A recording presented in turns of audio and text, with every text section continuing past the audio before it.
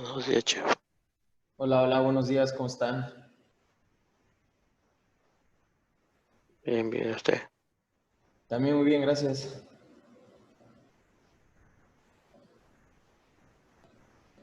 ¿Qué tal el frío, chef? Pues sí, sí hace bastantito, ¿eh? Sí, sí hace bastante, pero pues ni modo. Un cafecito, ¿no? Sí se antoja.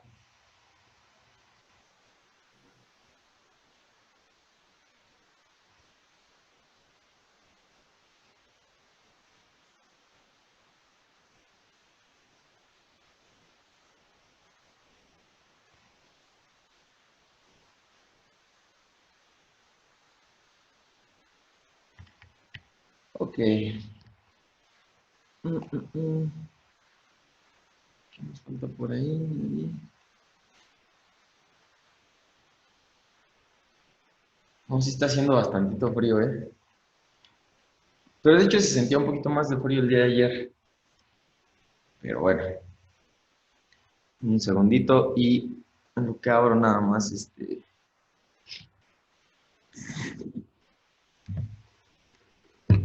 Drive.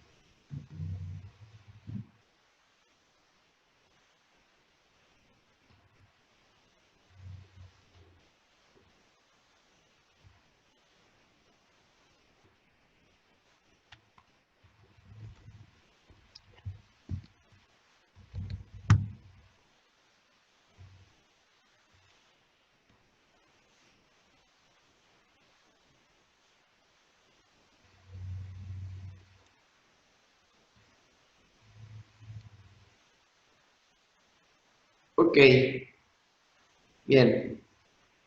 Pues el día de ayer habíamos terminado la parte de organización de banquetes y al último, en los últimos minutos, habíamos comenzado con este tema, esta presentación sobre espacio y equipamiento. En general, hablar de este tema, pues es hablar como de los aspectos generales que pretende o que se pretende que tenga el salón comedor, ya sea de un restaurante o en este caso también de un salón de eventos sociales. Ajá. Sería como lo más correcto.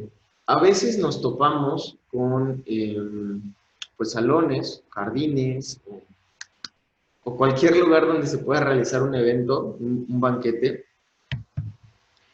que la verdad es que tienen muchas carencias. Ajá. Es un poquito complicado a veces el hecho de formar parte o tener una banquetera, un servicio de catering, porque no siempre tienes todas las facilidades para poder hacerlo. Eh, de hecho, la mayoría de las veces, si ustedes se dedicaran al servicio de banquetes o de catering, si ustedes le trabajan a salones específicos, hay salones que tienen ya su cocina, o sea, ya nada más es cosa como de que medio te instales y listo. Pero hay algunos otros que no. Hay algunos otros que literal nada más te dicen, ah, ok, mira, este es el cuarto, o en este cuarto te puedes instalar y pues aquí voy a hacer como tu cocina previa, ¿no?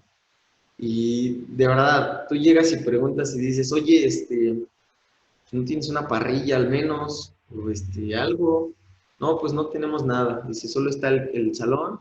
Dice, porque regularmente solo llegan a servir, no llegan a cocinar. Entonces, he ahí la diferencia. Es muy chistoso, ¿no? Pero cuando tú te dedicas a este punto del catering, de los banquetes, ¿Tú crees que a lo mejor, o bueno, a veces creemos o pensamos que puede ser como todo muy sencillo, pero en realidad debes de estar como un paso adelante? Ajá. A diferencia del resto de las personas que se dedican a la venta de alimentos, por ejemplo, los que hacen barbacoa, los que hacen a lo mejor, no sé, carnitas, cosas de ese tipo, mm, necesitan lo mínimo. ¿Por qué? Porque pues la barbacoa la hacen en los hornos de su casa, regularmente te venden el arroz y pues te lo hacen igual lo hacen en su casa y únicamente ya nada más lo llevan hecho y sirven. En el caso de las carnitas, ¿cuánto puede ser? Ellos llevan su caso, cositas así, ¿no?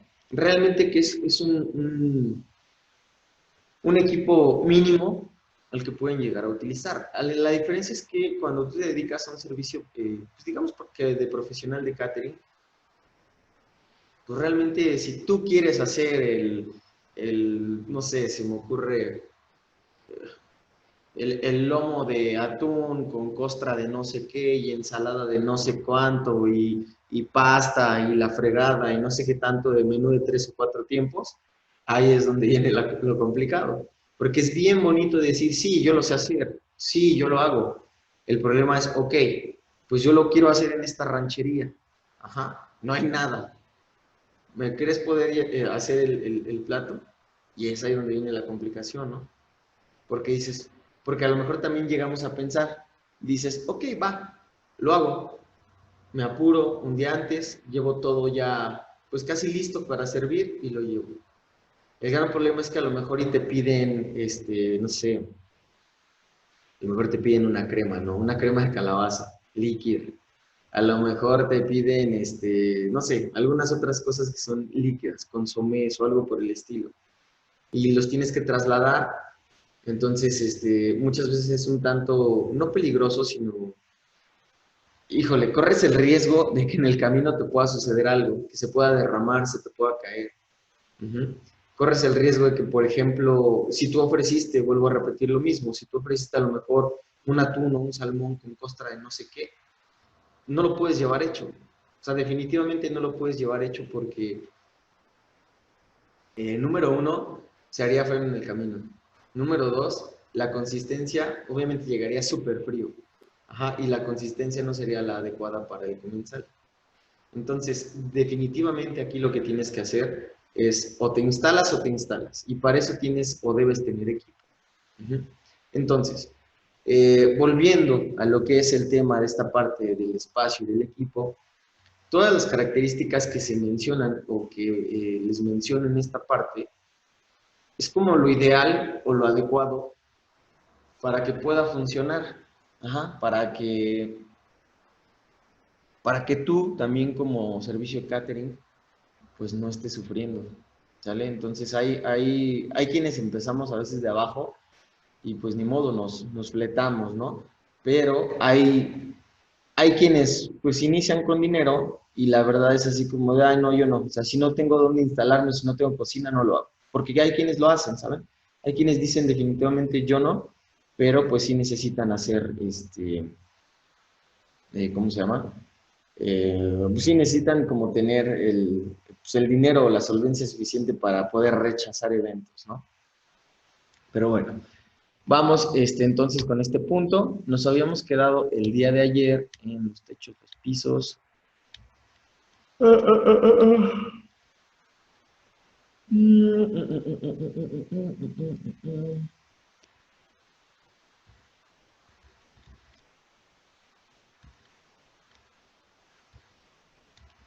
Ok, nos sabemos que habíamos pasado esta parte de los separadores. Ok, vamos a retomar desde este punto, desde los aparadores. ¿Sale? Bien.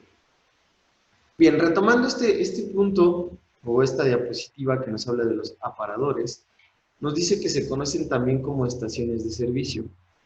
Se encuentran en el salón comedor y sirven para localizar el equipo necesario para ofrecer una buena atención y evitar o eliminar el tránsito que se provocaría por tener que caminar hasta la cocina, con lo cual se logra una mayor rapidez en beneficio de un mejor servicio.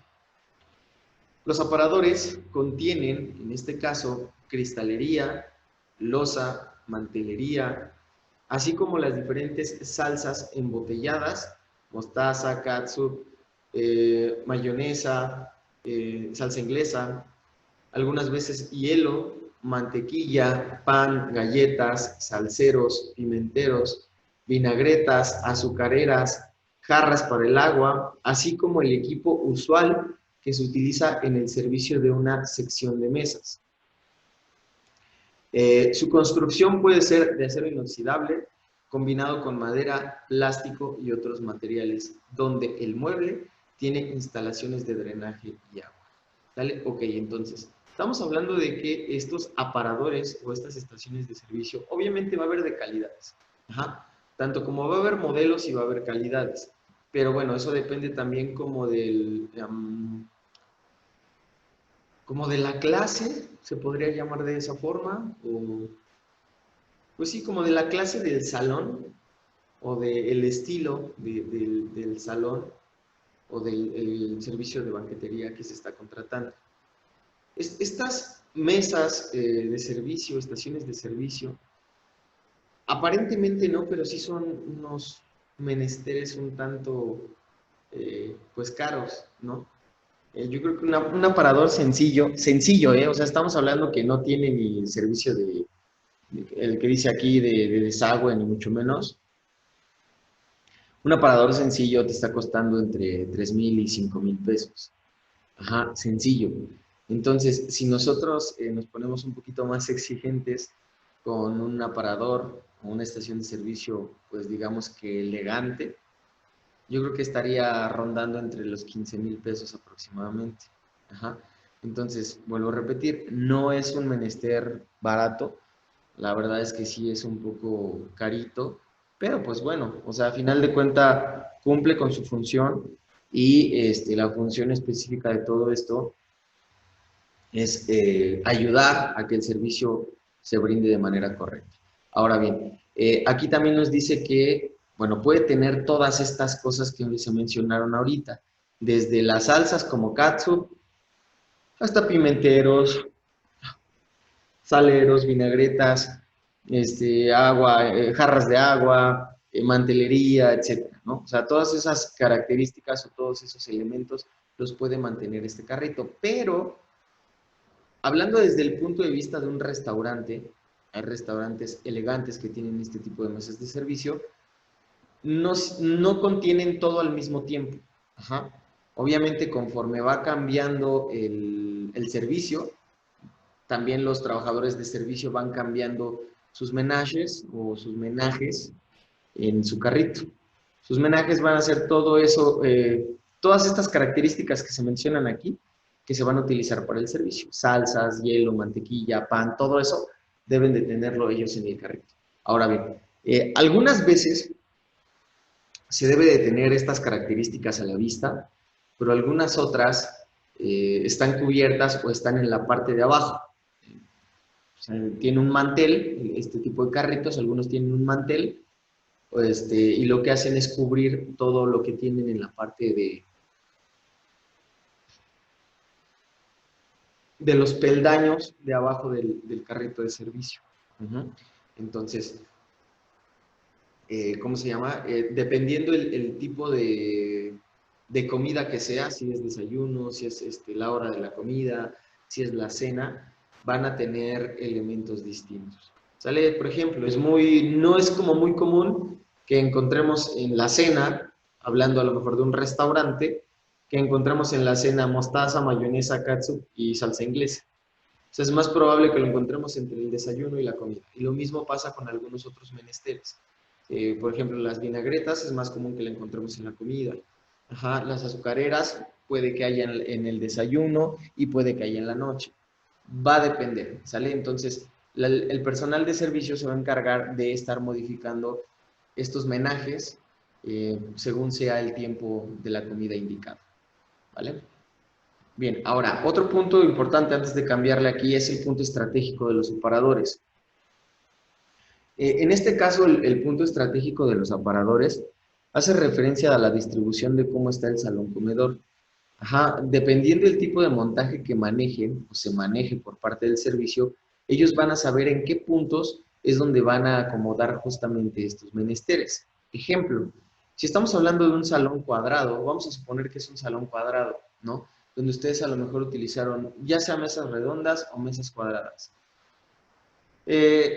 Según las dimensiones del salón, vamos a suponer que a lo mejor tiene unos, ¿qué serán? Unos 30 metros de largo, 30 por 30 quizá, 40 por 40. Ahí hay dos opciones.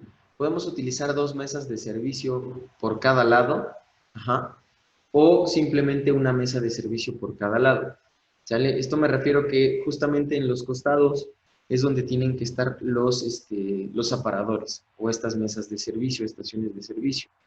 ¿Vale? ¿Por qué? Porque son como puntos estratégicos que te van a permitir, son puntos medios y estratégicos que te van a permitir a ti como prestador de servicio o la persona que se encuentra en el servicio, no trasladarte tan lejos y únicamente poder acudir a esta estación por algunas cosas que a lo mejor te hacen falta en tus mesas. Ajá. Entonces, también es importante decir que conforme se acomoda el salón en cuanto a las mesas, también se tienen que dividir o se tienen que numerar o repartir las mesas según el número de prestadores de servicio o de meseros, pues. Ajá. Entonces, estos meseros se van a encargar de X números de mesas y van a estar cerca de la mesa de servicio que les toca. ¿Sale? Así es como va a funcionar esto de los aparadores. Por otro lado, tenemos los gueridones, que son las mesas de apoyo para el servicio, con mesas pequeñas vestidas es suficiente y nos dice que no se usan para descargar platos sucios, sino para depositar o apoyarnos durante el servicio. Estos gueridones o estas mesas pueden o no tener una característica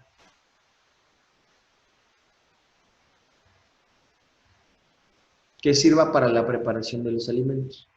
Recordemos que en este punto de los gueridones, el gueridón puede variar según el tipo de servicio que se esté ofreciendo.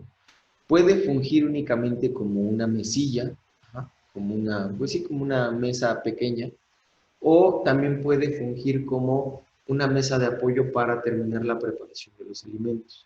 Esto va a depender mucho del tipo de servicio que nosotros estemos ocupando o que se esté brindando dentro del salón. Bien, recordemos que dentro de estos gueridones podemos encontrar los famosos infiernillos o también parrillas. Ajá. Estas nos van a servir a nosotros para dar terminación del producto. Ajá, entonces, bueno, todo va a depender de cómo se esté trabajando el servicio para que nosotros dependamos o no de un gueridón. Bien, hablando de la cristalería, tenemos que la cristalería distingue una mesa. Nos dice que si deseamos poner una mesa elegante, se debe de optar por diseños sencillos, se debe de optar por diseños sencillos y de cristal transparente. Evitar el uso de copas de color. La cristalería de color debería ser utilizada solamente para ocasiones más informales. También, en la medida de lo posible, debemos evitar formas complicadas o diseños demasiado vanguardistas que nos hacen dudar cuál es la copa del agua o cuál es la copa del vino. Este punto es muy cierto y muy importante. A veces nosotros, aquí hay algo que debemos de tener muy claro, que quizá a lo mejor ustedes ya tienen claro con el paso del tiempo, pero cuando recién entraron, a lo mejor a la carrera, todavía no lo tenían claro. ¿Y a qué me refiero con eso? Me refiero a que dentro del ámbito de la restaurantería o de la comida, aquí hay una gran diferencia entre lo que te gusta a ti, lo que te gusta a él y lo que le gusta a todo el mundo. Ajá. ¿Por qué? Porque cuando nosotros cocinamos, tenemos que aprender a cocinar para los demás. Tenemos que aprender a cocinar un producto que, voy a usar esta palabra, que universalmente sea correcto para los demás. No nada más para ti. Porque si solo lo haces para ti, recuerda que lo que te gusta a ti no le gusta a todo el mundo y viceversa. Ajá. Entonces, lo mismo pasa en este punto de los gustos. Existen gustos, pues digamos que muy universales dentro del ámbito de la cristalería. Y es muy común que mucha gente diga, ¿sabes qué? Pues mira, yo quiero esta copa. Y tú dices, ¿cómo crees? Dices, ¿cómo crees, no? ¿Por qué? Es que es muy bonita y a mí me gusta y me llama la atención. Dices, sí, ok, dice, pero pues tu evento es muy formal. O sea, y mejor te ofrezco esta copa. Híjole, es que, o sea, sí se ven bonitas, pero, y de verdad, se encuentran muchas personas que son de ese tipo. Retomando igual, como experiencia, en el tiempo que yo estuve en la parte de los banquetes, les puedo decir que nosotros, bueno, dábamos el paquete completo. O sea, nosotros conseguíamos o nosotros brindábamos el servicio de todo lo que era la cristalería, el plaqué, los cubiertos, los alimentos, las fuentes de servicio, conseguíamos los meseros. O sea, nosotros dábamos el paquete completo. Y justamente este punto es bien cierto, porque cuando tú estás ofreciendo, por ejemplo, las copas o los platos, no falta quien te diga, oye, pero pues no tienes unos platos, por ejemplo, transparentes, y nosotros así como de, híjole, la verdad es que no los tenemos, si quieres te los conseguimos, pero pues la recomendación es la siguiente, ¿no? Y ya les decíamos, mira, el plato blanco, el plato transparente, pues no se recomienda porque pues esos son muy sucios y pues porque no se lucen a veces bien los alimentos, bla, bla, bla, ¿no? Y entonces ahí es donde viene como el debate, porque empiezas como a decirle al cliente, pues que sus gustos no están bien planteados, ¿no? Y el cliente empieza a defender su postura y te dice, no, es que pues, yo siento que se ven bonitos y que se va a lucir y que no sé qué. Y obviamente tú tienes que entrar en labor de convencimiento y decir, ¿sabes qué? Definitivamente, pues no. ¿Por qué? Pues porque por etiqueta o por que a lo mejor el resto de las personas puede irse hablando, etcétera. Ahí es donde, bueno, ya medio les cae el 20. Pero en esta parte de la cristalería hay muchas personas a las que les gustan los vasos de colores y en este caso las copas de colores. Digo, para gustos personales está bien, para tener en nuestra casa, pues está súper cool porque al final de cuentas sales de lo cotidiano. Pero para un evento pues de etiqueta, por así decirlo, donde se necesitan o se consideran mucho la parte de los protocolos, pues no es como lo más ideal, ¿no? Entonces sí hay que poner un poquito de atención en eso y si ustedes se llegaran a dedicar a esto, también que ustedes tengan los argumentos suficientes para poder hablar, en este caso con los clientes, y explicarles el por qué sí es correcto o el por qué no es correcto, ¿sale? Pero bueno. Tenemos entonces que las piezas básicas con las que debemos contar en una cristalería son las siguientes. Debemos de contar con copas de agua, con copas de vino y copas de champán. Al igual que en la cubertería, la gran variedad de piezas en cuanto a las copas, sí, la gran variedad de piezas en cuanto a las copas, se puede decir que casi es ilimitada. Cada bebida tiene casi su copa.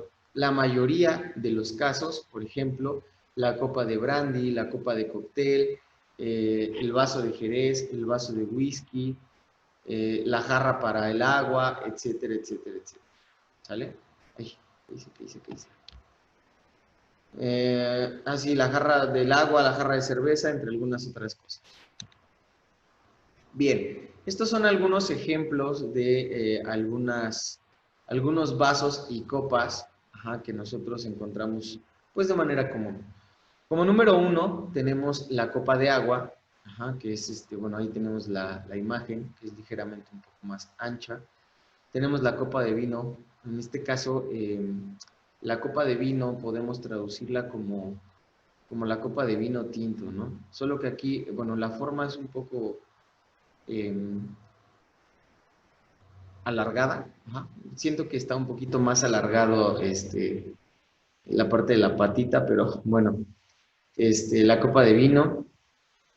En este caso, cuando nos habla de la copa de vino, nos dice que es una copa ancha, de gran cavidad, abombada.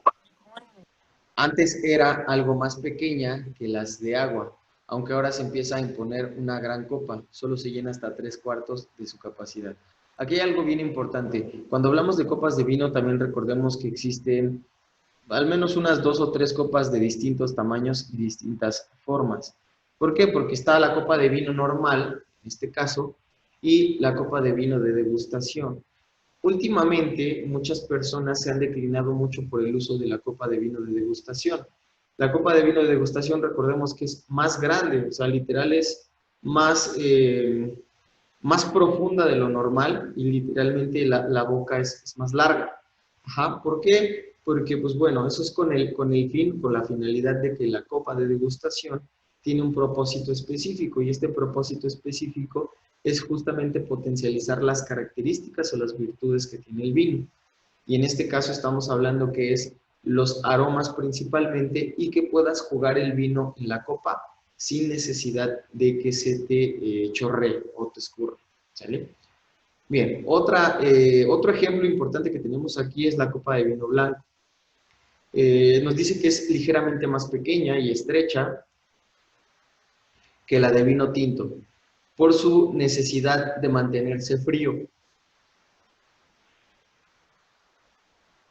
Al igual que el vino tinto, solo debe llenarse cuando mucho 3/4 partes de su capacidad.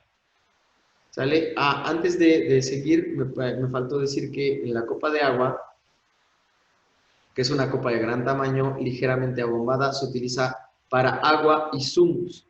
Solo se llena como por mucho hasta 4/5 partes de su capacidad, es decir, casi llena. Ajá.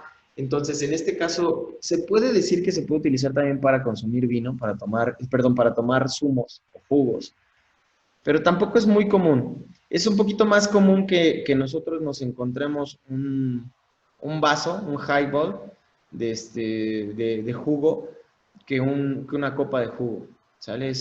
No es como muy común.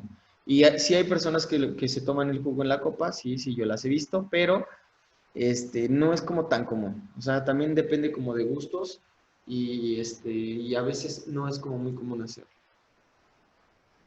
Luego tenemos, por otro lado, la copa de Jerez. En la copa de Jerez nos dice que es ligeramente aflautada, es de tamaño medio y de pie corto. Es utilizada para tomar vinos dulces y de Jerez. No debe llenarse a más de 2/3 partes de la misma.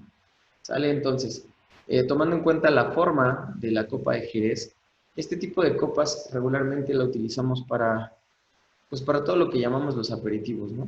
Y en este caso los aperitivos pueden ser, pueden ser desde vinos blancos, pueden ser desde vinos tintos, ajá, en este caso incluyendo el vino de Jerez, pero que sean vinos dulces, ajá, que sean vinos dulces o una mezcla entre afrutados y dulces que te permitan pues abrir el apetito, ajá, o en su defecto que te permitan acompañarlo con el postre o para finalizar el postre. O sea, ambas funciones son como las correctas y pues bueno, no pasa nada, ¿no? Entonces, regularmente este tipo de copas se tienen que servir con ligera cantidad o con muy poca cantidad, dado que a la larga este tipo de vinos, la verdad es que sí son como un poquito hostigositos. Ajá. La verdad es que sí son un poquito hostigosos. Entonces, lo correcto es que eh, pues no se llene la copa, porque a veces sí no, la gente no se lo termina, ¿no? Bien. Bueno, por ahí también en la imagen tenemos una copa de champán, ajá, y una copa de vermut. Aquí hay una variación muy grande, bueno, no muy grande, pero sí hay una variación con el paso de los años. La copa de champán originalmente era una copa en forma de V alargada, ¿sale? O sea, sí era una copa larga en forma de V. Con el tiempo, la copa de champán ha ido modificándose un poco y modificó su forma. En lugar de ser una copa en forma de V, existen ya las copas en forma, pues, de flauta, ¿no? Ovalada, ligeramente. Entonces sí, hay que tomar eso en cuenta. Porque también es correcta la que está aquí. Digo, a lo mejor ya no se usa mucho y se utiliza o es más común la otra.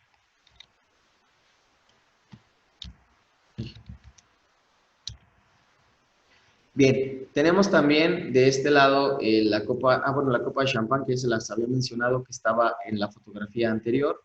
y la copa de vermut. Cuando hablamos de la copa de champán, tiene que ser alta, de cuerpo largo y aflautado, y corta de pie. La finalidad es retener las burbujas. No se deben utilizar las conocidas copas planas de champán. Se pueden llenar hasta 4/5 partes de su capacidad. ¿Sale? Entonces, el objetivo principal de la copa de champán es que sea una copa alargada.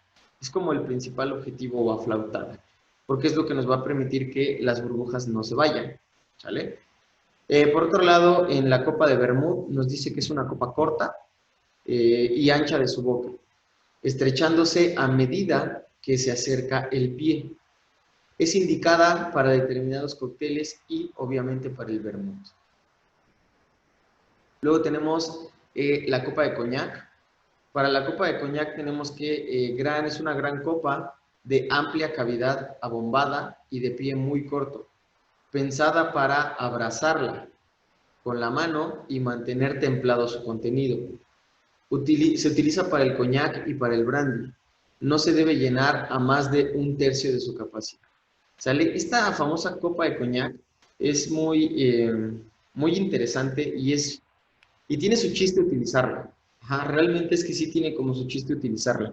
Porque como nos dice justamente aquí el texto, nos dice que esta copa es diseñada justamente para abrazarla. ¿Y esto por qué? Porque la manera en que nosotros la tomamos, literalmente la abrazamos con la mano cuando la tenemos aquí. Este tipo de copas no es como la del vino, ¿no? Que hay que tomarla como del tallo o en este caso, de la base o del pie, ajá, para pues, poder degustarla. ¿Por qué? Porque en el vino lo calentamos, ya no tiene las mismas características. Pero en el caso de esta copa de coñac, que bueno, podemos tomar coñac o podemos tomar brandy, lo ideal es eso. De hecho, cuando tú, digamos que temperas o calientas el coñac y el brandy, obtienen un sabor distinto. Ajá. Saben muy diferentes fríos a templados. Perdón. Y obviamente, pues templados saben muy ricos. Pues lo ideal es utilizar este tipo de copas para estas dos bebidas. Ajá. Y pues bueno, la cantidad que nos dice aquí, por ejemplo, nos dice que no debe sobrepasar más de 1/3 de su capacidad. ¿Esto por qué? Porque recordemos que son bebidas fuertes, ajá, pero que también son dulces. Entonces, al mismo tiempo, llega un punto donde la gente también se llega como a hartar un poquito y pues bueno, no es como lo ideal. Por otro lado, tenemos la copa de licor. Ajá. Nos dice en la copa de licor, mentira, ¿qué hice? La copa de licor nos dice que debe ser una copa pequeña, de pie muy corto y escasa capacidad, utilizada para todo tipo de licores.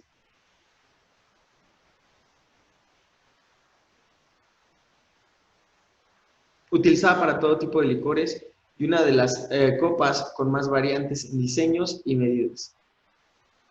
Se puede llenar hasta 4/5 partes de su capacidad. ¿Vale? Entonces vamos a tener que la copa de licor va a ser, pues esas famosas copitas, por ejemplo, donde te sirven a lo mejor el anís, ¿no? O esas copitas donde te sirven, pues algún licor igual, como aperitivo, un licor de café, por ejemplo. Ajá. Son copas, pues muy pequeñas y con una variación muy grande entre las formas, porque esas copas pueden ser rectas, pueden ser, anchas, o perdón, reducidas y la boca ancha, pueden ser, no lo sé, o sea, tienen como muchas formas, muchas formas, estas, copas, y bueno, se utilizan para todos esos vinos, o en este caso, licores dulces. Luego tenemos el vaso de tubo o highball, ajá. En este caso nos dice que es el vaso alto, que mide entre 17 y 18 centímetros sin pie, utilizado principalmente en la hostelería para el servicio diverso de refrescos, copas, unas cubas, en este caso se puede utilizar hasta 5/6 partes de su capacidad. Sale este vaso alto o vaso de tubo, regularmente es lo que nosotros llamamos el highball. Y pues bueno, es como de uso universal. De hecho, aquí nos dice como ciertos usos, pero en realidad esos vasos son de uso universal. O sea, lo podemos utilizar para el agua, lo podemos utilizar para el refresco, para el jugo, para las cubas, para alguna coctelería, si ustedes quieren, por ejemplo, una piña colada o algo por el estilo. O sea, realmente es como un vaso muy universal y muy versátil.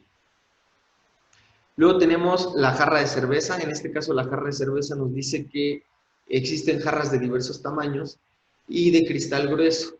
Son utilizadas para tomar cerveza y lo más habitual es de medio litro. O sea, son tarritos como de medio litro. Nos dice que se llena hasta que la espuma alcanza el borde y en algunos lugares nos dice que se ha tomado la costumbre de mantener las jarras heladas en el congelador. Creo que algunos de nosotros tenemos como esa costumbre también, que tenemos como nuestros tarros y esos tarros literalmente los tenemos en el congelador. En algún día, una tarde calurosa, únicamente los sacamos, pues bueno, nos servimos como una cervecita, ¿no? Es lo ideal, digamos que funciona de mejor forma. Ajá. Entonces, pues bueno, el tarro va a depender igual como del tamaño. Digo, puede ser un tarro pequeño hasta un tarro de 1 litro, ¿no? O sea, pero bueno, ya va a depender mucho de las bebidas que se puedan ofrecer, ¿no? Bueno, aquí nada más como para rápido, tenemos ahí pues algunos vasos distintos o algunas copas que nos faltaron también. Por ejemplo, está la copa de coñac, está también el vaso de vermut en este caso, están los vasos para whisky también, ajá, y algunas copas de coctelería. O sea, las copas pueden cambiar, por ejemplo, la copa de martini que por ahí nos faltó, no sé. O sea, nos faltaron como varios, pero este es nada más como un preámbulo. Bien, hablando también en este caso de lo que es la cubertería, nos dimos que también se le conoce como la joya de la mesa, ya que es el único utensilio que realmente se introduce a nuestra boca. Es tal vez uno de los accesorios de mayor uso y de mayor rotación. Al momento de seleccionar su cubertería, hay varios aspectos que se deben de tomar en cuenta o se deben considerar. Estos son los siguientes. Se debe de tomar en cuenta la apariencia, la durabilidad, el costo, el propósito, el peso y el diseño. Ajá. Si nos damos cuenta, cuando hemos asistido a algunos tipos de eventos, digo, y no es en todos, pero cuando vamos a algunos tipos de eventos, hay cubertería muy elegante. De verdad hay cubertería muy bonita y muy de lujo, que es muy elegante. Pero bueno, también hay una que es como muy básica. Ajá. Pero esta parte de la cubertería le da mucha vista, le da mucha elegancia a la mesa. Y no solo eso, digo, nosotros también a veces, digo, no sé ustedes si alguna vez lo hayan hecho en alguna fiesta, pero vas a tu evento y literal, ¿no? Te sientas en tu lugar y todo y ves como todo tu montaje de la mesa muy bonito y obviamente captan tu atención, por ejemplo, los cubiertos, ¿no? Porque dices, órale, están muy padres. A lo mejor están pulidos, a lo mejor tienen tonos dorados con plateado, o son todos plateados pero tienen formas distintas o grabados distintos, etcétera, etcétera, etcétera. O sea, realmente esta parte de la cubertería, número uno, va a llamar tu atención, bastante tu atención en la mesa. Y número dos, como bien nos dice aquí, o sea, es uno de los elementos que nosotros ocupamos, que tiene mayor rotación y que nosotros llevamos a la boca. ¿Sale? Entonces, bueno, en teoría tendría que ser, o la mayoría de las personas tendrían que poner como mucho hincapié en tener buen equipo para que la gente también no le haga como el feo, ¿no? Bien, dentro de los tipos de cubertería hay una gama impresionante, ¿sale? Aquí, ok, vamos a dejarle hasta aquí y ahorita que regresemos a la segunda sesión, nos enfocamos en esta diapositiva. Son 7:52, los veo de regreso 7:58, ¿sale? Los veo de regreso 7:58. Sí, chef. Órale, pues.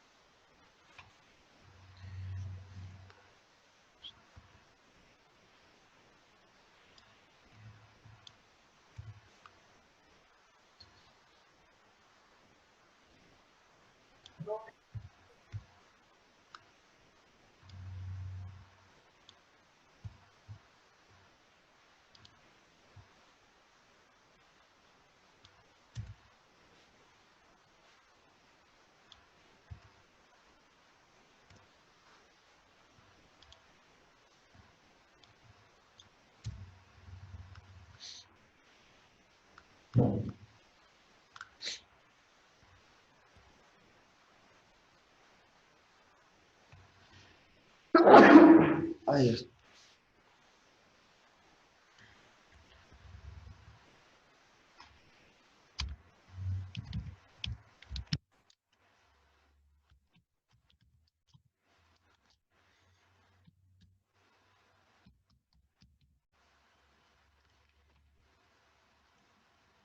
Ok, vamos a retomar entonces en la parte que nos habíamos quedado.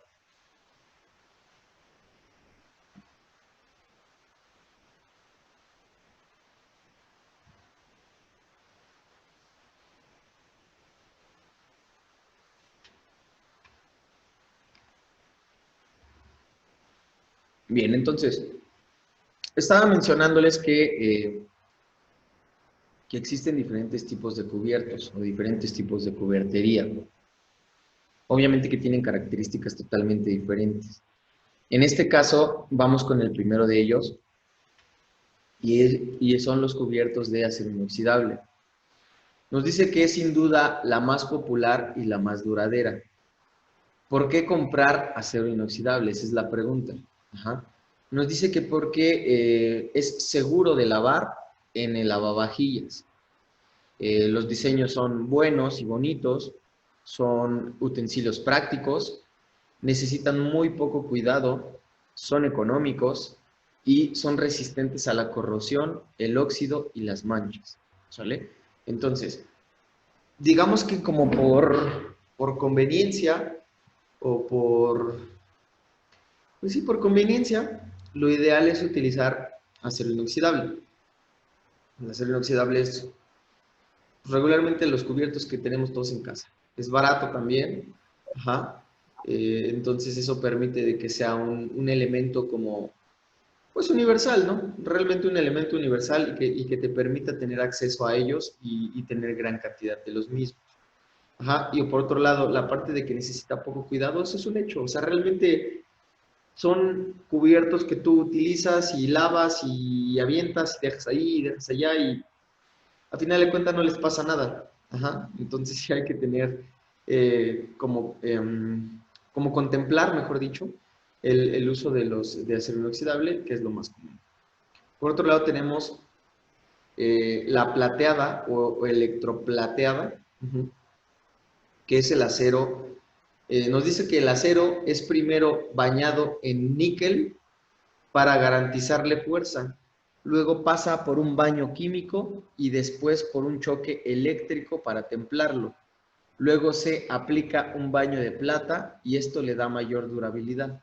Normalmente es utilizada en restaurantes de mucha categoría o en servicios de banquetes o buffets, ¿vale? Se llama plateada o electroplateada. Entonces, este tipo de cubiertos, pues bueno, va a ser un poquito más caro.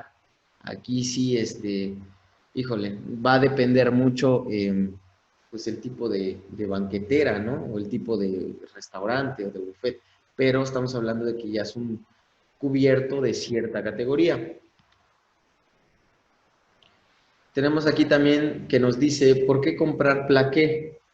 Nos dice que porque tenemos un look de plata a precios razonables. El plaqué tiene un brillo suave y luminoso, perdón, para presentaciones de mesa formales. El detalle de los modelos y el peso es similar a la cubertería de plata. Entonces, la mayoría de cubiertos que nosotros encontramos en los eventos, las fiestas, salones, todo ese tipo de cosas, es justamente este que se menciona aquí, que es el plaqué. ¿Sale? Este plaqué, vuelvo a repetir, va a tener características similares, por ejemplo, a la que fuese de plata. O sea, va a parecer casi igual, va a estar pulida, va a tener un peso específico, un modelo específico, ajá, y va a hacer alusión como si fuese, en este caso, de plata. Recordemos que, por ejemplo, en el caso de los cubiertos de acero inoxidable, son cubiertos muy ligeros, o sea, son cubiertos ligeros, a final de cuentas no tienen mayor problema con la parte del peso. Pero, por ejemplo, los cubiertos de plata, o en este caso el plaqué, son cubiertos relativamente pesados, o sea, son un poco pesados esos cubiertos. Ajá, pero pues bueno, también buscan ahí como que no imprimas tanta fuerza. El hecho de que esté pesado el cubierto es o refleja que no debes de usar tanta fuerza, porque el mismo peso te ayuda, hasta cierto punto, a ejercer un poco la presión en el alimento. ¿Vale? Entonces tiene también como su chiste la parte del peso.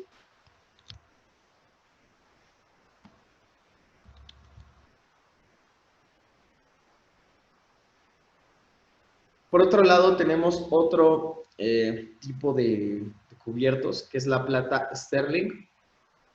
Nos dice que es bastante costosa y su uso comercial es muy raro.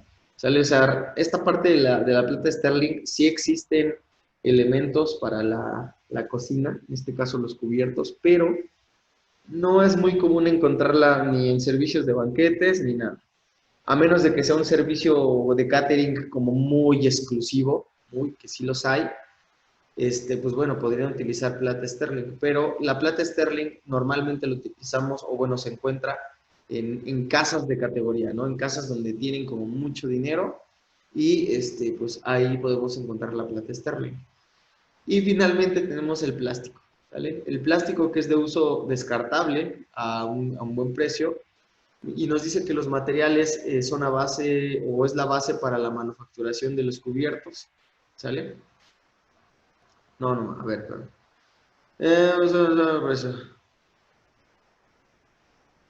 Ok, no, es que aquí no puse punto y aparte, perdón. Sí, el plástico, que es uso desechable a buen precio. Ahí era punto y aparte, y nos dice que los materiales base para la manufacturación de los cubiertos son los siguientes. En este caso es la plata, el bronce y el acero inoxidable. ¿Sale? Son como pues los elementos más importantes que vamos a encontrar para los cubiertos. Ok, hablando específicamente de los cubiertos, tenemos que existe como una gama pues amplia de estos, ¿no?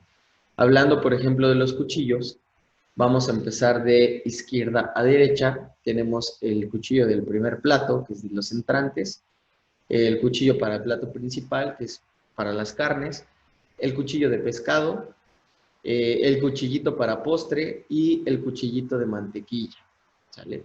Entonces, estos 5 cubiertos, a final de cuentas, uno se podría utilizar para todo. Pero cuando hablamos de categoría, hablamos, por ejemplo, de protocolo en la mesa, es forzoso que tengan que estar estos cubiertos según sea el caso, según el tipo de comida que se van a ofrecer.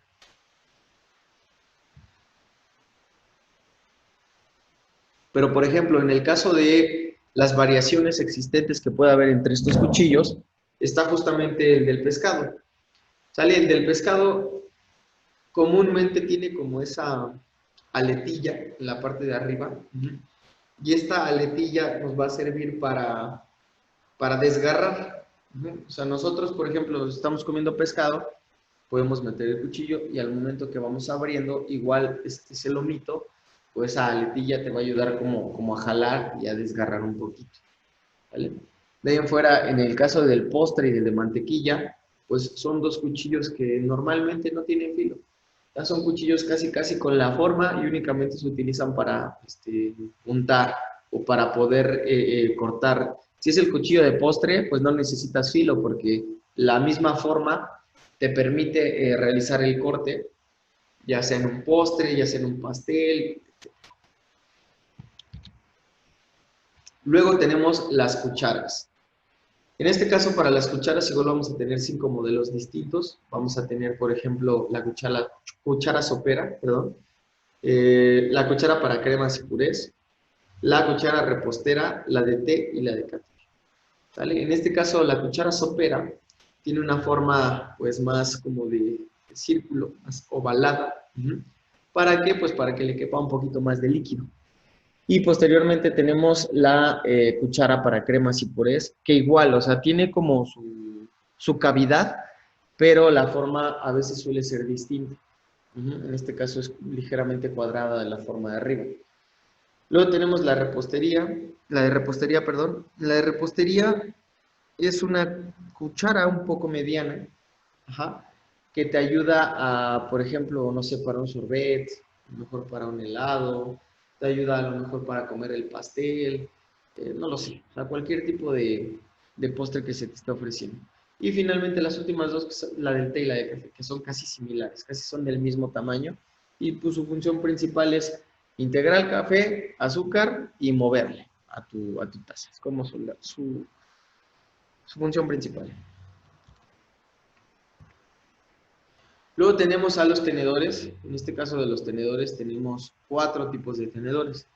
Tenemos el del primer plato, que es el de los entrantes, el del plato principal, que es el de las carnes, el tenedor de pescado, bueno, para el pescado, y el tenedor para postre. Ok, aquí hay 2 características importantes que debemos de tomar en cuenta. Cuando hablamos, por ejemplo, del tenedor del primer plato, estamos hablando de un tenedor, pues digamos que de tamaño normal, no tan grande, no tan corto. Luego tenemos el del plato principal, que en este caso resulta ser un tenedor más grande, o sea, más, pues sí, un poquito más grande, más imponente, ¿vale? Luego tenemos el de carnes. Si nos damos cuenta, el de carnes únicamente tiene 3 dientes. Así es como nosotros vamos a poder identificar el tenedor de pescado, perdón, que únicamente se va a componer de 3 dientes, ¿sale? Que esto es principalmente como para desgarrar. O sea, no es tanto para que yo agarre mucho, sino es como para poder desgarrar del pescado y posteriormente llevar a la boca. Y finalmente la de postre, que la de postre igual es un tenedorcito súper chiquito. Bien, ahora vamos con otro punto o aspecto importante que en este caso es la vajilla. Nos dice que la vajilla es el marco para todas las deliciosas creaciones del chef. Diseños innovadores en diferentes tipos de vajilla, que pueden brindar una gama amplia de posibilidades para presentar las entradas, los platos principales y los postres. ¿Sale? La vajilla también es un factor, es un caso de gran importancia, pero, pues bueno, ¿cómo les explico? O sea, sí tiene como su chiste, pero también hay que saberla cómo utilizar, ¿sale? Y no nada más dejarnos llevar por algunos diseños. Hay veces que salen vajillas que a simple vista son como agradables. Dices, aquí se ve bien esa vajilla. El problema es que cuando ya lo llevas a la práctica, dices, híjole, definitivamente no se ve bien. Y es como dicen, ¿no? A veces menos es más. Y a lo que se refiere con esto, en esta parte, es que no necesitas tener como la vajilla como más decorada o con la de mayor tecnología. Recordemos que aquí hay algo, hay unas, no son reglas, pero son factores como de caracterización que tienen ciertas cosas en la cocina, que su aspecto tiene que ser blanco. Y el blanco nos va a hablar, en este caso, de formalidad, de elegancia y de cosas limpias. Es por eso que también la filipina del chef tiene que ser blanca. ¿Vale?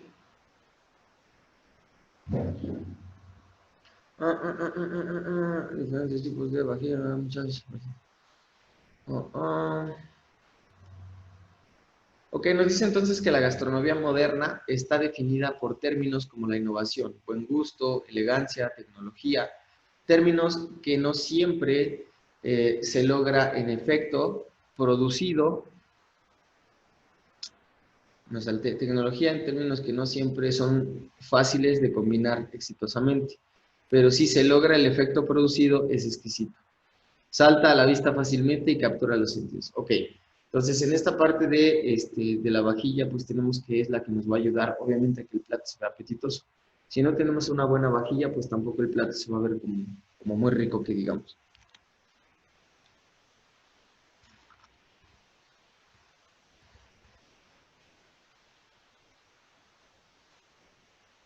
Por otro lado, tenemos también los tipos de vajilla.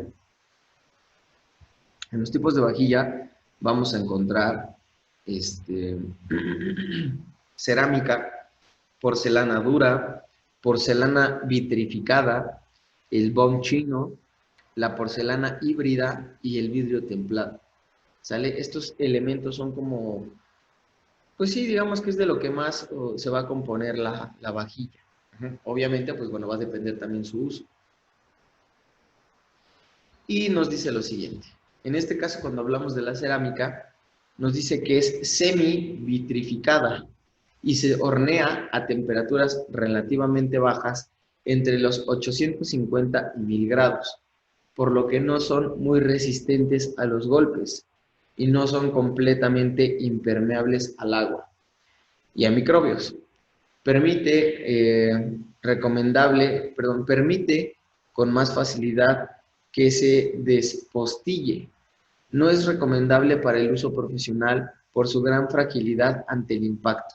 ¿Sale? Entonces, la de cerámica es muy buena, pero la recomendación es no lo uses en el restaurante, o bueno, sí, no lo uses en el restaurante y no lo uses en los servicios de alimentación o servicios de banquete, porque corres el riesgo de que pues se rompa. Luego tenemos la de porcelana dura.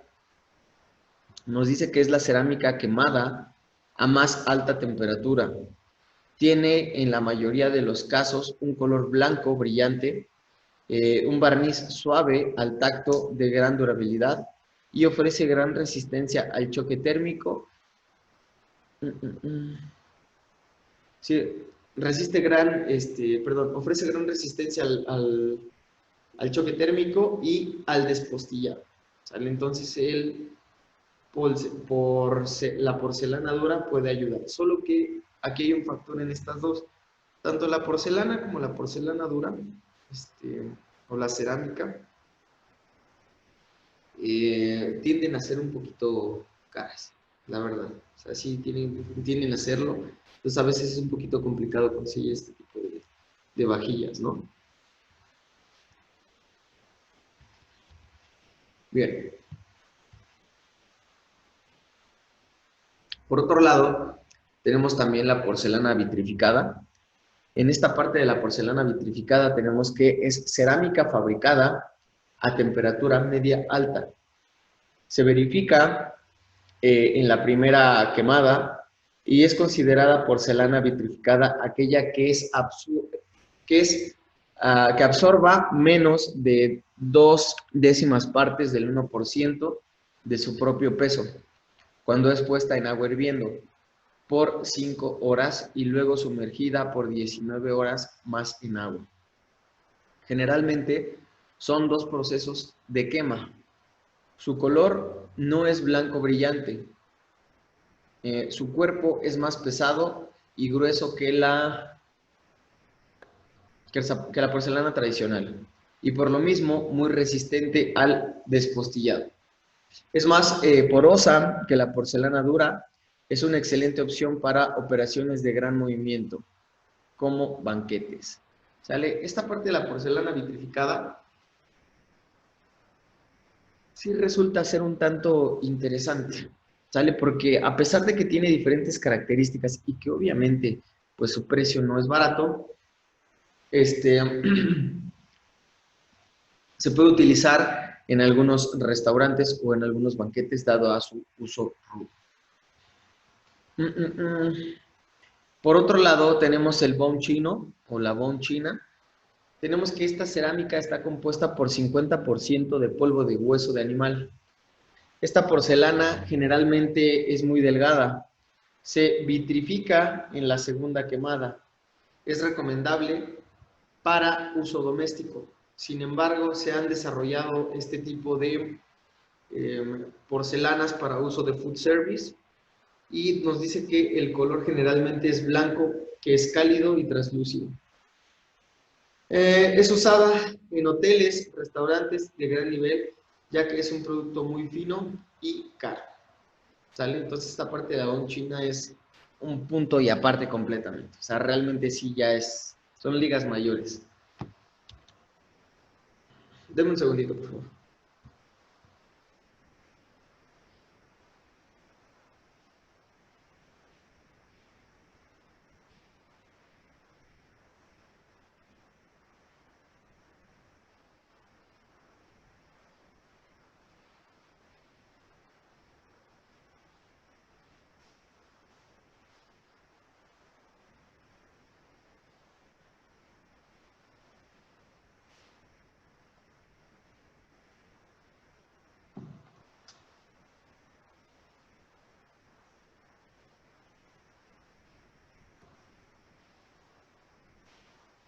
Espérame, lo que pasa es que ya me cansé de estar sentado.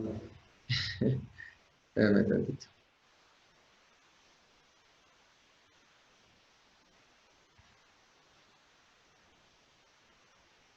Ok.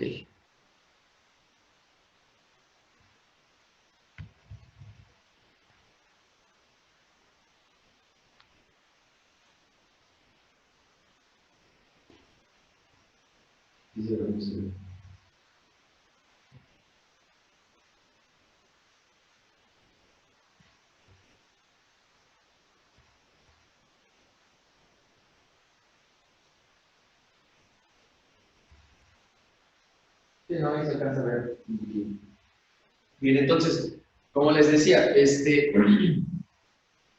hablando, por ejemplo, de otro punto importante que nosotros podemos encontrar, o de otro material importante que podemos encontrar, es el vidrio templado. En este caso nos dice que existe una vajilla que está hecha de vidrio, bueno, que está hecha de vidrio y durante el proceso el vidrio es endurecido. Se le da color y luego moldeado. El resultado es un producto parecido a la china, donde nos dice que son muy bajos en prosperidad, con lo cual casi no se raya con el uso de los cubiertos, no se mancha y es más resistente a los golpes. En el proceso de vitrificado pierde el agua de la mezcla, ¿vale? Entonces vamos a tener que es otra mezcla importante, esta parte del vitrificado, o el vidrio templado. Va a ser muy resistente, sí, pero también no le quita de que pueda romperse fácilmente, ¿vale? Entonces, pues así se puede utilizar el vidrio templado, pero tampoco es como tan común. Porque recordemos que en esta parte de los banquetes, lo ideal es que tenga que resistir pues el traslado, el montaje, el escamochado, el lavado, etcétera, etcétera, etcétera, donde estamos tomando en cuenta que contemplar que son pasos muy, pues donde forzamos mucho en este caso los platos. Ok, por otro lado, tenemos que existen también platos o variedades de platos utilizados en distintos puntos para distintas cosas. Vamos a tener que dentro de todo esto, nos dice que los platos pueden ser usados en banquetes, que pueden ser usados en banquetes son los siguientes. Tenemos el plato de pan, el plato o bandequilla para mantequilla, es decir, el plato chiquito. Tenemos también el plato sopero y plato llano, que en este caso es pues, se puede utilizar también para pescado. Este tipo de platos regularmente son ligeramente hondos, muy, muy, muy ligeramente hondos. No son ni planos, pero tampoco son tazoncillos, ¿vale? Entonces sí se puede comer sopa, pero pues tampoco se puede llenar muchísimo de plato.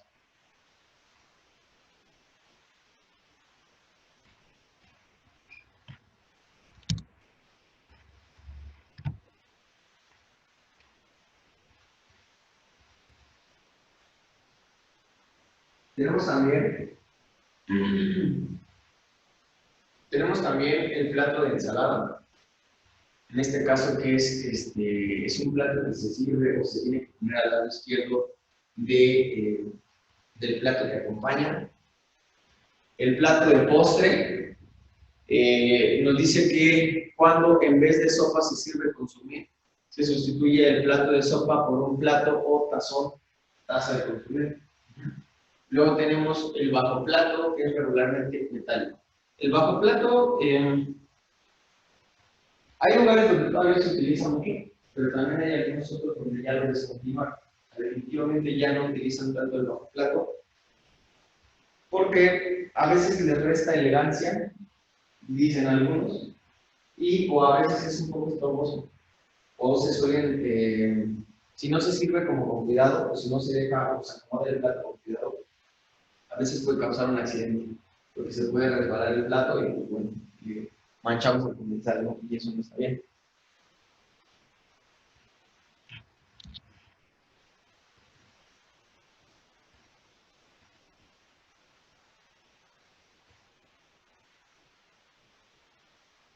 Bien, luego tenemos esto que nos dice cómo se tienen que colocar los platos. Ajá. En este caso, la colocación de los platos existen como reglas universales al respecto, pero también existen algunas variaciones según sea el caso, según sea el protocolo. Entonces, en este caso, tenemos que los primeros son los bajoplatos. Luego tenemos los platos lisos y hondos encima del bajoplato.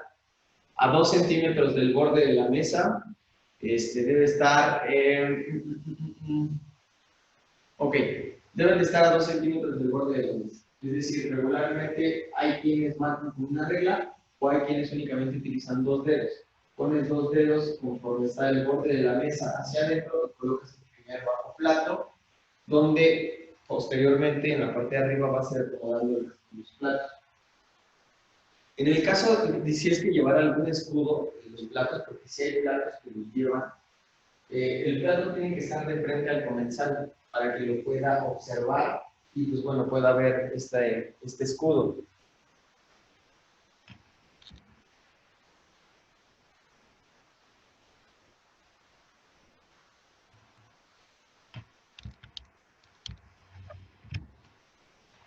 Bien, para la colocación de platos y cubiertos en el servicio, tenemos entonces que la regla básica para aplicar en este y en cualquier otro caso es utilización de los cubiertos desde el exterior hacia el interior. Los cubiertos más alejados de los platos son los que primero se utilizan, obviando el caso de que el plato acompañe su propio cubierto, por ejemplo, una pieza de mariscos que viene acompañada con su tenaza, un plato de caracoles que viene acompañado con el ganchillo, ¿no? Entonces, bueno, en este punto sí va a depender del tipo de plato. Si el plato viene acompañado con su utensilio, pues bueno, así se tiene que manejar, pero en su defecto, lo que se tendría que hacer únicamente es colocar los cubiertos de afuera hacia adentro, siendo los de afuera los primeros cubiertos que vamos a utilizar nosotros.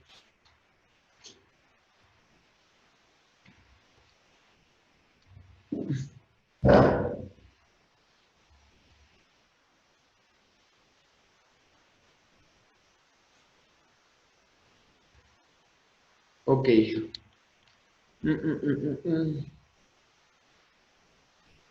Esos son algunos ejemplos que tenemos ahí para de cómo se tienen que montar, en este caso, los platos o los cubiertos.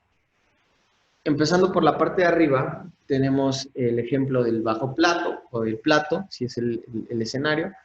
Tenemos también cómo se tienen que acomodar el cuchillo, la cuchara y el tenedor. ¿Sale? En este caso, al lado derecho del cliente es donde tiene que ir tanto el cuchillo como la cuchara. Y todo tiene que ir separado al menos de 2 centímetros. Y luego del lado izquierdo tenemos el tenedor.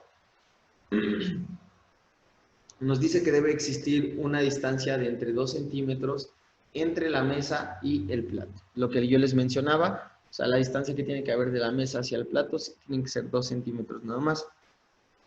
En la parte de abajo tenemos los cubiertos de postre, o en este caso nos dice cubiertos de postre, y nos marca de qué forma es como tenemos que acomodar estos cubiertos, ¿sale? Tenemos tenedores, tenemos cucharas, tenemos bla, bla, bla, y es en la parte superior de nuestro plato, siendo, según el orden que lleve tu postre también, o sea, porque puede que a lo mejor pongas primero la cuchara y después el tenedor, o viceversa, porque aquí ya depende un poquito también del tipo de postre que nos estén ofreciendo.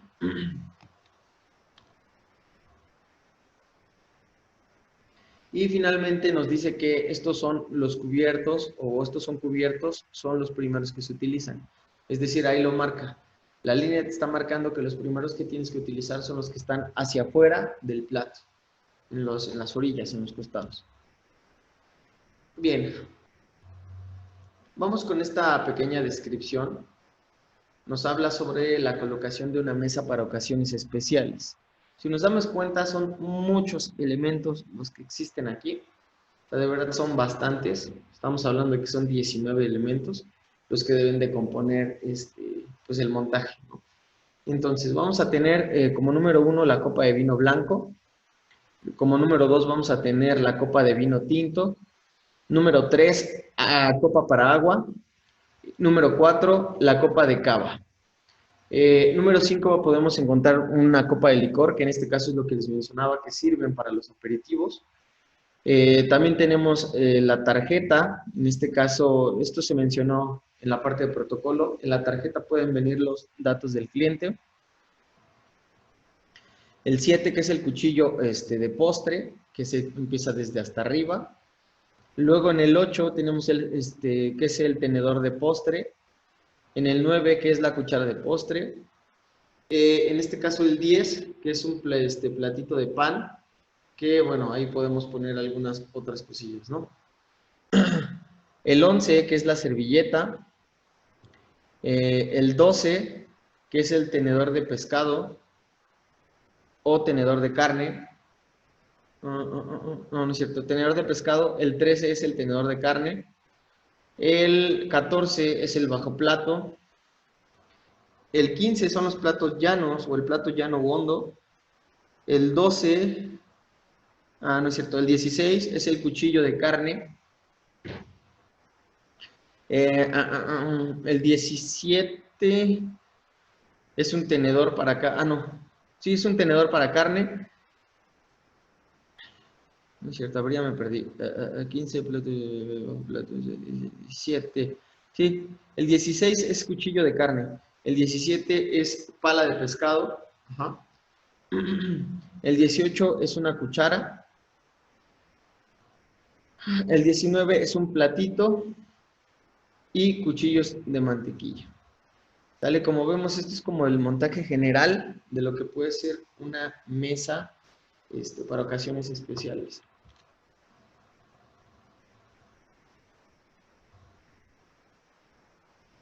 Luego tenemos esta diapositiva que nos habla de otra colocación de la mesa, pero de forma sencilla.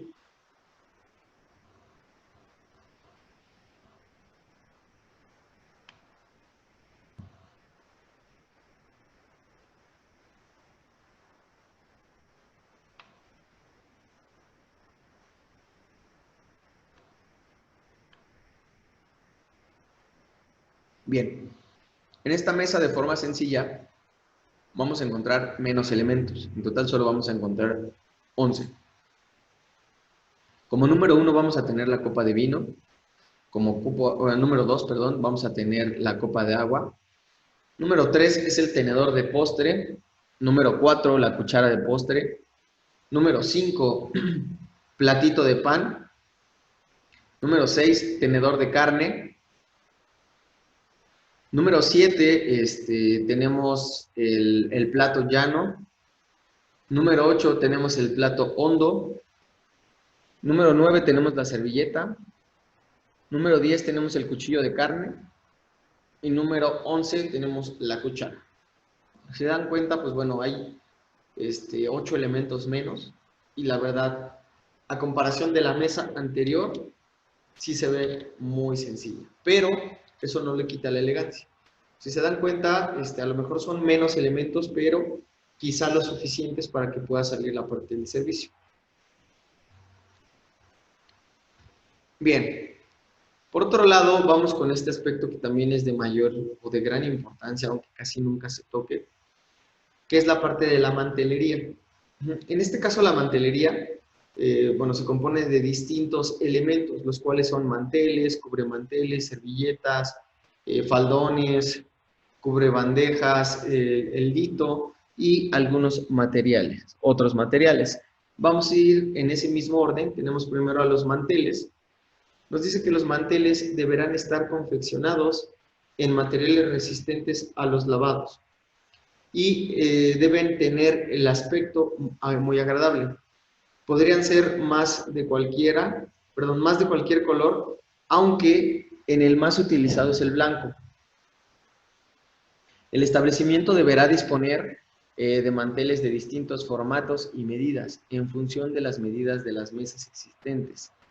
Las dimensiones de los manteles serán mayores que las de las mesas. Entonces tenemos que es 50% más, ya que deberán tener una caída, hacia la silla de 25 centímetros. Además, en establecimientos de cierta categoría, tienen integrados el anagrama, y que está en el centro del manual, perdón, en el centro del mantel. Para los tableros dispondremos de unos manteles especiales denominados tiras y estarán en función de los tableros a cubierto. Entonces vamos a tener que en sí la mantelería, muchas personas lo manejan en color blanco, pero algunas otras les pueden gustar algunos otros colores, aunque se pueden utilizar también factores como el que se mencionó ahorita, ¿sale? Que son estas como líneas de tela, a ver cómo se llama. Bueno, son estas como líneas de tela que literalmente se cruzan a lo largo de la mesa y dan el efecto visual de que el montaje está, pues digamos que de ese color, ¿no? Y es una combinación buena, porque al final de cuentas el blanco combina con todo, entonces no hay mayor problema en eso. Bien, chicos, vamos a dejar hasta aquí la sesión.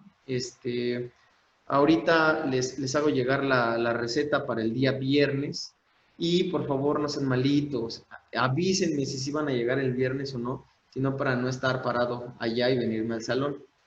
¿Vale? Entonces me despido de ustedes y que tengan buena tarde. Les mando la receta en un ratito. Eso, chef.